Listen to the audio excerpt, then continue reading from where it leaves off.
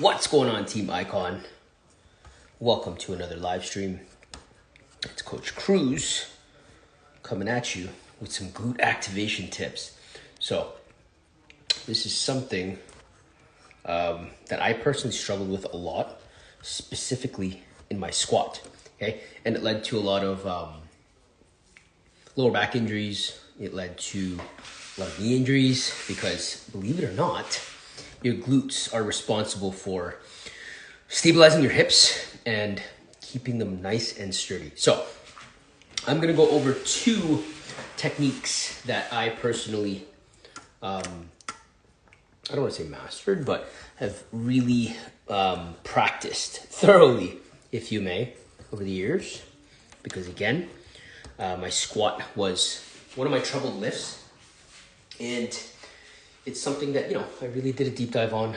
I've worked with multiple coaches to help my squat, but just as an FYI, everybody's anatomy is going to be different. So your squat stance is going to vary based upon your hip anatomy, right? But the two things that I want to go over today, I just want to make sure I'm in the frame with my feet. Okay, the two things I want to go over today. Number one, okay, if we do a quick test right now, if you find your glute, your butt cheek, then you go like to the top corner of your butt cheek.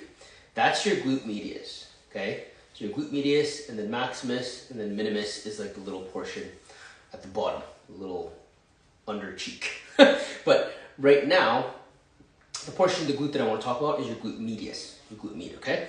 So if you put your hand there, it's actually like kind of just below your hip, or your butt cheek, and then you think of this mat is always messing me up.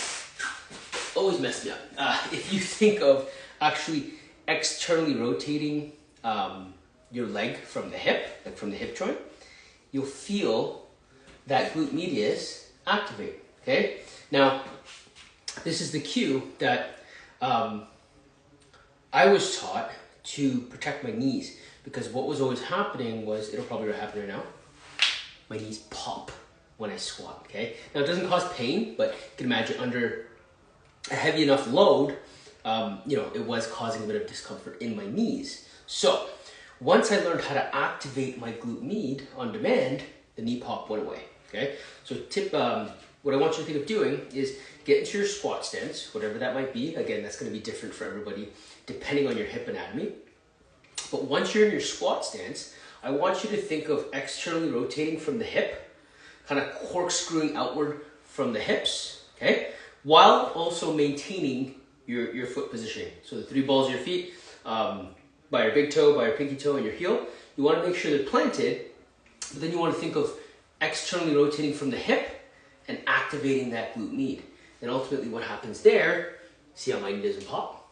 That was my ankle. But you see how my knee doesn't pop when I activate my glute med, right? So that has been a huge helping hand in my squat and just in everyday life, right? Because understanding that when you externally rotate your hip, even when you're just standing normal, you get a lot more support, a lot more hip stability coming from your glute med, because this portion of your glute is actually one of the most difficult to activate. Because, if you tell somebody to activate their glutes, what they think of doing is just squeezing their butt cheeks. But predominantly what's firing off is your glute maximus and your glute minimus. Okay, so it's very difficult to actually activate your glute med on demand. So again, just to reiterate, that first cue is externally rotating from the hips without allowing your feet to slide, okay? And that is ultimately going to activate your glute med before you descend into a squat, for instance. Secondly, now we're trying to activate the whole glute.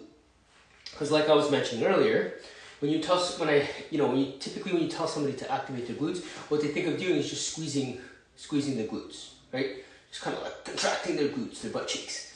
Now, what I want you to start practicing, specifically when you squat, but just even throughout everyday life, if you're standing, I want you to think of doing a pelvic tuck, okay? So tucking your pelvis. So if you put your hands facing downward onto your hips, and you actually push your butt back, okay? That is a posterior pelvic tilt, okay? Now, I want you to think, to activate your glutes, I want you to think of doing an anterior pelvic tilt. So if I get to the bottom of my squat, right, when I'm coming up, instead of just thinking of squeezing my glutes, which typically tends to get people to push their hips forward and contract their lower back to a certain degree, which under load, that can be very dangerous for your lower back.